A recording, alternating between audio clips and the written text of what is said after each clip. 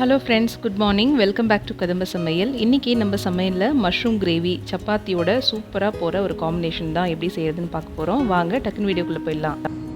2 table spoon எண்ணெய் ஊற்றிக்கலாம். அதில் கொஞ்சமாக பட்டை, 2 லவங்கப்பூ, கொஞ்சம் கல்பாசி, இதோட பொடியாக நறுக்கி வச்சுருந்த 2 பெரிய வெங்காயம். வெங்காயம் சாஃப்டாக வர அளவுக்கு நல்லா வதக்கிக்கலாம். வெங்காயம் வதங்கிறதுக்காக கொஞ்சம் உப்பு சேர்த்துக்கிறேன். வெங்காயம் நல்லா சாஃப்டாக வதங்கிடுச்சு. நம்ம ஏற்கனவே ஒரு பெரிய தக்காளி இந்த மாதிரி பொடி பொடியாக நறுக்கி வச்சுருக்கேன், அதையும் இதில் சேர்த்துக்கலாம். சின்ன தக்காளியாக இருந்ததுன்னா 2 தக்காளி சேர்த்துக்கோங்க. நான் நல்ல பெரிய தக்காளி எடுத்துக்கிட்டேன், அதனால தான் 1 தக்காளி சேர்த்துருக்கேன். இந்த தக்காளி நல்லா சாஃப்டாகிற அளவுக்கு நல்லா வதக்கிக்கலாம். தக்காளி நல்லா சாஃப்டாக வதங்கிடுச்சு. இதில் 1 டேபிள் ஸ்பூன் அளவுக்கு இஞ்சி பூண்டு மசாலா சேர்த்துக்கலாம்.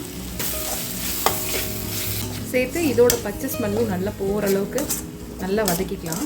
இஞ்சி பூண்டு மசாலாவோட பச்சை ஸ்மெல் போயிடுச்சு. இப்போ இதில் நம்ம வெட்டி வச்சுருக்க மஷ்ரூம் எல்லாம் சேர்த்துக்கலாம்.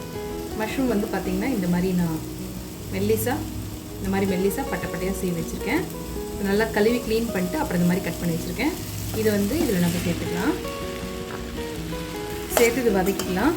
தண்ணி எதுவும் ஊற்ற வேணாம், ஏன்னா மஷ்ரூம்லேருந்து தண்ணி விடும். அதனால் தண்ணி எதுவும் ஊற்றிடாமல் அப்படியே பெரட்டினீங்கனாவே தண்ணி விட ஆரம்பிக்கும். இப்போ பார்த்தீங்கன்னா நான் தண்ணியே ஊற்றலை, அந்த குவான்டிட்டி குறைஞ்சி நல்லா இலகி வந்திருக்கு. தண்ணி விட்டுருக்கு பாருங்கள், நல்லா சாஃப்டாக வெந்து. இதில் நம்மளோட ஸ்பைசஸ்லாம் ஆட் பண்ணிக்கலாம். ஒரு 1/4 டீஸ்பூன் மஞ்சள்தூள், 1/2 டீஸ்பூன் கரம் மசாலா, 1 டீஸ்பூன் மிளகாய்த்தூள். மிளகாய்த்தூள் நான் வீட்டில் அரைச்ச மிளகாய்த்தூள் தான் சேர்த்துருக்கேன்.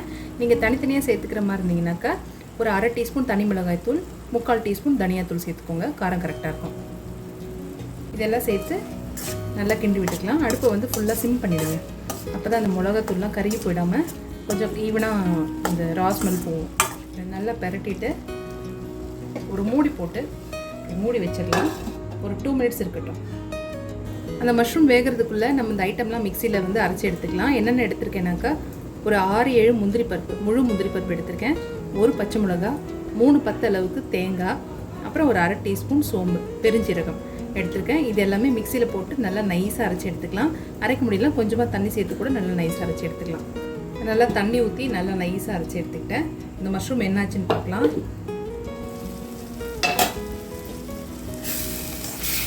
மஷ்ரூம் நல்லா அழகாக வெந்து வந்துருக்கு. தண்ணியே நான் ஊற்றலை, ஆனால் எப்படி இருக்குது பாருங்கள், தண்ணி விட்ட மாதிரி நல்லா வெந்துருச்சு. ஆனால் இன்னும் கொஞ்சம் வேகணும். நம்ம அரைச்சி எடுத்துக்கிட்ட இந்த தேங்காய் விழுதை சேர்த்துக்கலாம். இந்த ஜாரில் இருக்கிறதையும் கொஞ்சம் தண்ணி ஊற்றி அதையும் இதில் சேர்த்துக்கலாம். நம்மளோட திக்னஸ்க்கு ஏற்ற மாதிரி தண்ணி சேர்த்துக்கோங்க. ஒரு சிலருக்கு கொஞ்சம் கெட்டியாக இருந்தால் பிடிக்கும், ஒரு சிலருக்கு கொஞ்சம் தண்ணியாக இருந்தால் பிடிக்கும்.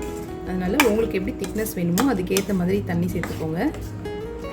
நான் கொஞ்சம் மசாலா மாதிரி தான் செய்கிறேன். இப்போ இதில் இன்னும் கொஞ்சம் தண்ணி ஊற்றிக்கலாம். அதோட 2 கொத்து கருவேப்பிலை சேர்த்துக்கிறேன். முன்னாடி வெங்காயம் வதங்கிறதுக்கு மட்டும்தான் உப்பு போட்டிருந்தேன். இப்போ இன்னும் கொஞ்சம் உப்பு சேர்த்துக்கலாம். உப்பு செக் பண்ணி சேர்த்துக்கோங்க.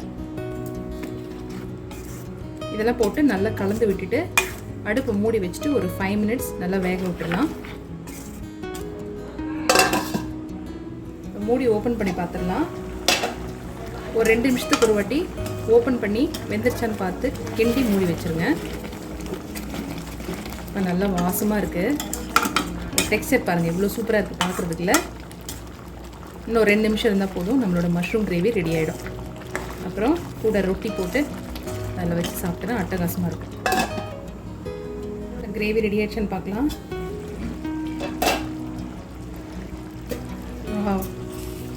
சூப்பராக இருக்குது, நல்லா வாசமாக அருமையாக வெந்து வந்திருக்கு.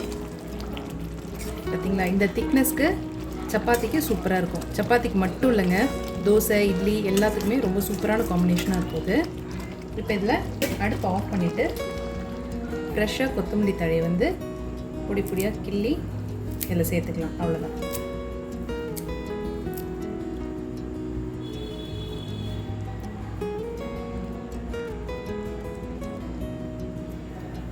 அவ்வளோதாங்க, மஷ்ரூம் கிரேவி சூப்பராக ரெடி ஆயிடுச்சு.